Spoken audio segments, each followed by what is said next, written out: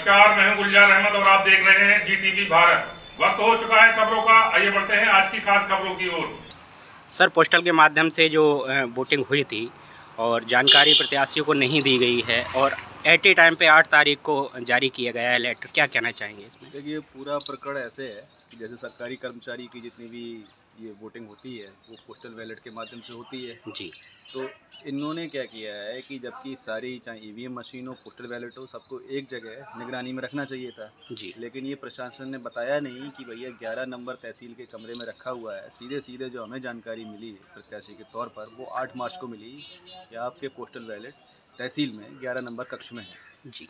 फिर भी मान लीजिए आपसे चूक हुई या किसी से चूक हुई, आपने नहीं बताया, कम से कम जहाँ पर आपने पोस्टर बैलेट रखे हुए वहाँ पूरी सुरक्षा की व्यवस्था होनी चाहिए थी। हमने तत्काल वहाँ पे दौरा किया। शाम को जब हम 6 बजे के आसपास पहुँचे, वहाँ पर कोई पुलिसकर्मी नहीं था। एक आध बाबू मिले हमें, उन्होंने कहा इस कमरे में सील हो रखा है।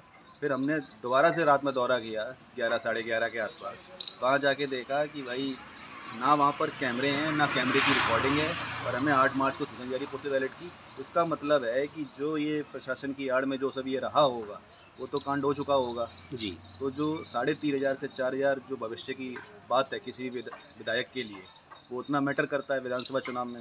तो इसलिए सभी प्रत्याशियों का जो भविष्य है वो अंधकार में आ गया है इस तरीके से मिलीभगत से। तो ये हमारा कंसर्न था जो हमने लोगों के सामने रखा हुआ पब्लिक प्लेटफॉर्म के थ्रू। स्टॉक रूम जहाँ बनाया गया है मंडी समिति में, तो वहाँ पे करीब आसपास के 59 मकानों में नोटिस दिया गया है प्रशासन के द्वारा। इस पे क्या कहना चाहेंगे सर? देखिए, वो उन्होंने अपनी सुरक्षा के लिए नोटिस दिया है। जी। उससे हमारा भला या बुरा कुछ नहीं होना। जी। उन्होंने शायद वो इसलिए दिया है कि मंडी के बाहर भीड़ एकत्रित ना हो या कोई गलत भीड़ आ रही है तो उसको। लेकिन हमारा भविष्य है वो ईवीएम में कैद है, हमारा भविष्य है पोस्टल बैलेट में कैद है। तो जब आप ईवीएम की निगरानी नहीं कर पा रहे हैं, पोस्टल बैलेट की निगरानी प्रत्याशी की नज़र में पूरी पारदर्शिता नहीं दिखा पा रहे हैं, तो हमारे भविष्य तो एकदम मतलब ये बहुत ही गलत हो रहा है। सभी प्रत्याशियों के लिए गलत हो रहा है, क्योंकि जब तक इसमें पारदर्शिता नहीं रहेगी तब तक ये दिक्कत रहेगी। तो उस पर वो क्या सोच रहे हैं, वो अपनी सुरक्षा के लिए कर रहे हैं कि भीड़ एकत्रित ना हो।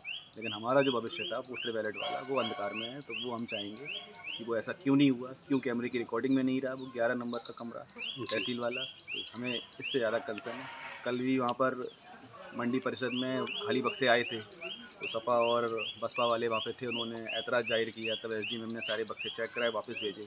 या आपको कुछ लाना है ले जाना, जानकारी दीजिए ना, कर क्या रहे हैं, क्यों करने जा रहे हैं। तो ये सब चल रहा है। अच्छा, 8 तारीख को जो लेटर जारी किया गया, किसके द्वारा लेटर जारी किया गया था? लेटर जो जारी होता है आरओ के द्वारा होता है। तो यहाँ पर जो मेन विधानसभा में जो आरओ है एसडीएम में, जी। तो उनके द्वारा जारी किया।